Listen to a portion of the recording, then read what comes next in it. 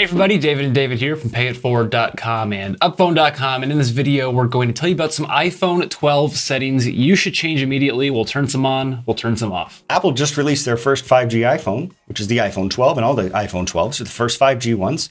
New technologies always present certain issues, like privacy and especially battery life. A lot of battery life issues with the iPhone 12. So let's open up the Settings app and scroll down to Cellular. Just tap on that.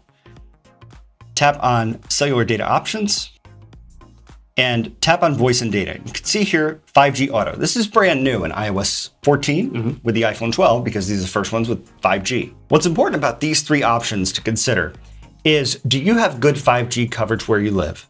If you don't, turn on LTE here and forget about 5G altogether. Because as you probably experienced when you go out of town and you have less cell phone service, your iPhone puts out more power trying to connect to the cell phone towers. You do not want your iPhone constantly trying to connect to 5G towers that are far away, especially when you have good 4G LTE coverage.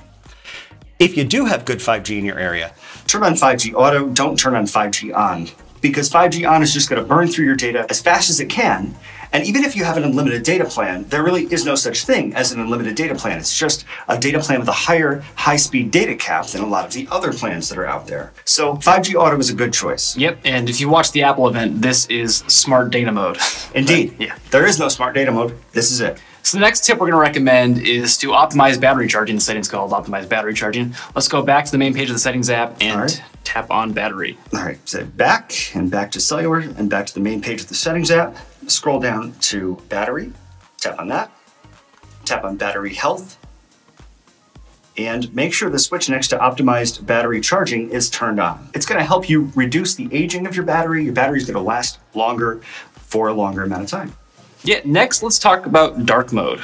So this is actually a really cool feature that looks cool, and I'm using dark mode right now, but the other benefit of using dark mode all the time is that it saves your battery life. Let's tap back to Battery in the upper left-hand corner of the screen, tap Settings, and then tap Display and Brightness, then just tap Dark on the right-hand side, and now dark mode is turned on.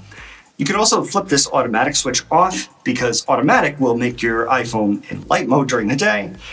And you can see just how much brighter this is when it's in light mode, puts out a lot more power. If you're using your phone a lot, dark mode will help you to save battery life. Yep, the next thing we want to talk about is automatic downloads in the App Store section of the Settings app. Indeed. Let's go back to Settings. We're going to scroll down to App Store. There's some good stuff in here. Automatic downloads. I leave apps off and app updates on. Apps is off because I have an iPad and I don't want every single time I download an app on my iPad for it also to show up on my iPhone.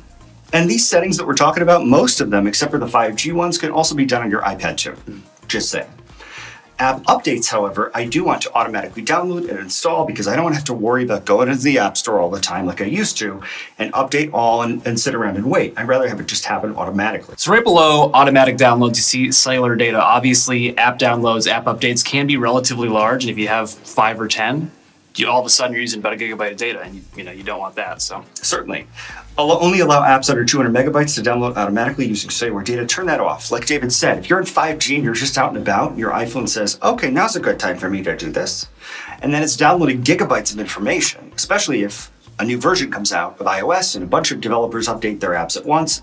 Now all of a sudden you're using your phone and it's super slow. Why is the data slow? Because you already went through your whole high-speed data allotment. Even if you have an unlimited data plan, be careful of this stuff with 5G. It's kind of dangerous. Yep.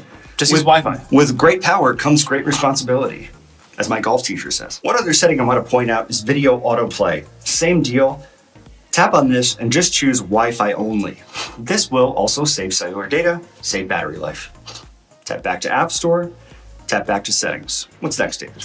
The next thing we want to talk about is just allowing your iPhone to connect to USB devices without you needing to authorize it with Face ID or your passcode. If you have CarPlay and you have a passcode on your iPhone, sometimes you plug it into the car and then you start driving and all of a sudden the CarPlay is not working because you didn't unlock your phone and you didn't give it access. And then you obviously don't want to be driving and trying to Face ID at the same time. It's a little dangerous issue too. Yeah, that actually hadn't occurred to me. There is a setting that you can just change and just bypass that entirely. Let's do it. Tap back to App Store in the upper left-hand corner of the screen and then back to Settings. And then scroll up, in this case, to Face ID and passcode. Enter your passcode. And scroll all the way to the bottom and just turn on this switch next to USB accessories. Now when you connect your iPhone to your car, It's just automatically going to work. And that makes it easier for me anyway. So the next thing we're going to do is in the photo section of the settings app. So go back to the main page of settings. All right. And tap on photos. Have to scroll down a little bit of ways here. Yep. And we want to talk about the cellular data option here. And so scroll down to cellular data and tap on that. And just make sure that cellular data is turned off here. Turn off cellular data to restrict updates to Wi-Fi, including shared albums and iCloud photos. iCloud Photos includes videos that you take on your iPhone. 4K videos are 400 megabytes or 0.4 gigabytes per minute.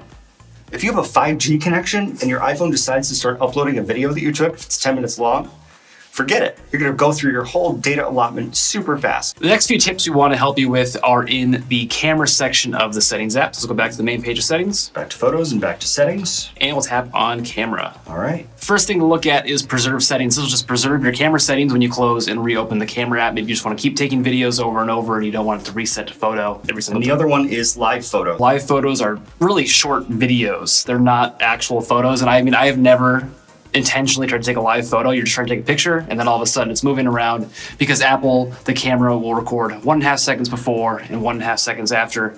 And all of a sudden you've got this gigantic photo that you didn't mean to take. One other thing I want to mention in the camera settings, if you just tap back there, make sure that grid is on. I guess this is more of a personal preference thing, but I like having the grid so I can kind of center my photos. I mean, I know that's not technically the reason why the grid exists, but I use it to center my photos. It helps me.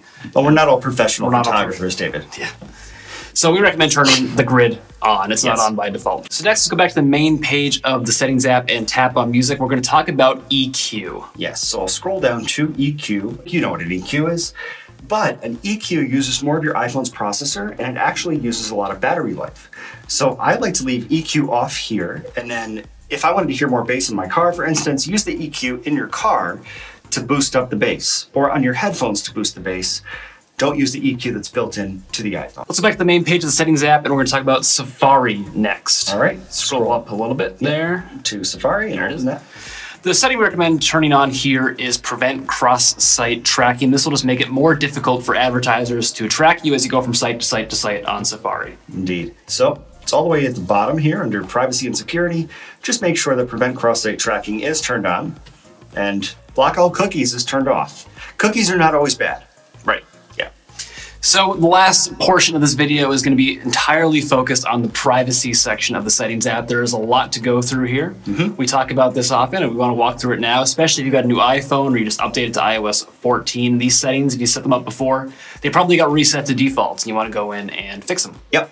So I'll go back to settings in the upper left-hand corner of the screen and I'm going to scroll up to privacy, tap on that. And where are we going? Let's start with location services. All right, tap on location services. So you've got that master switch at the top of the screen. We recommend leaving this switch on. We don't want to turn off location services for everything because some apps do need your location. But what you'll see here is a list of all your apps and when they can access your location. And just go through this list. Does this app need to know where I am all the time? If you see one in the list that says always, where it always has access to your location, can be a little bit concerning in terms of privacy. But also, it's going to drain your battery. Just to show you what that looks like, SNGC, Saratoga National Golf Course, has an app. I could set this to always, but why would I need my iPhone to always know where I am when I'm not at the golf course? Right, this app doesn't need that location. Does not. So I would just change this to while using the app so I could still use the GPS on the golf course. Yes, now let's scroll down a little bit to system services. Yes, tap on that. So by default, all of this is turned on. Yes. You don't want that. You don't need most of this. We recommend turning off pretty much everything here. Yeah, pretty much copy what I have on my phone and you're going to be fine. Compass is still going to work. Device management you may or may not see. We see that because we have a beta installed on our phones because we're Apple nerds. Location-based alerts, location-based suggestions, motion calibration and distance, setting time zone. If you're not traveling through different time zones, you don't need to be checking which time zone you're in very frequently, which will drain your battery. Significant locations is the freaky one. Yeah, let's tap on that and make sure that's turned off. Face ID. This is just a list of all the locations you are in often. If this setting is on and it's been on for a while, you're going to see a nice list of all the places you've been recently, probably your hometown, what place you work, and it's weird. It's a little weird. It used to be called frequent locations, but they thought that was a little too big brothery. One thing we want to mention here too is you can turn off this Wi-Fi calling switch and it still should work. If it doesn't, just come back here, turn on the Wi-Fi calling switch. And people, proof, Verizon Wi-Fi. Yep. The upper left-hand corner of the screen. Totally not necessary. Apple's just gathering this data. And then underneath, product improvement, iPhone analytics, popular near me, routing and traffic. Turn them all off. Turn them off. Let's let Apple improve their own gosh darn products. All right, that's system services. As you saw, we only had 3 of those switches left on. Let's go back, and we are going to tap on analytics and improvement. All right, back to privacy and scroll down to analytics and improvements. All this, turn it off. Yep. Turn off the switch at the top next to Share iPhone Analytics, and everything turns off. Save some battery life. Let them worry about their products. Yeah, let's tap back to privacy. One more thing is Apple advertising. Let's tap on that. All right. And personalized ads. Turn this right off. Right, turn it off. You don't need that. The way the ads are personalized is that they collect information about you and are able to deliver you more targeted ads. If you turn off personalized ads, you are a less valuable user to advertisers. They're not going to be as interested in you. It says you'll see the same number of ads. That's not necessarily true. And then back to privacy, back to settings. And one thing that I forgot to mention that I really want to point out. If we go to App Store, and then down here, turn off in-app ratings and reviews. This turns off most of those annoying pop-ups that say, hey, would you like to review this app? How many stars? Well, you know, just turn this right off. Some apps have found ways around this. My T-Mobile app is still asking me if I want to leave a review, but anyway. Yeah, it's very frustrating when you download an app and you've just turn it on and then right away. Yeah. How many stars would you give us? Yeah. I don't know. I haven't just opened it. Yeah. Those are some iPhone 12 settings to change now. We hope you enjoyed this video. Leave us a comment down below with any other thoughts. Give this video a thumbs up if you enjoyed, and don't forget to subscribe to this channel for more great videos about iPhones.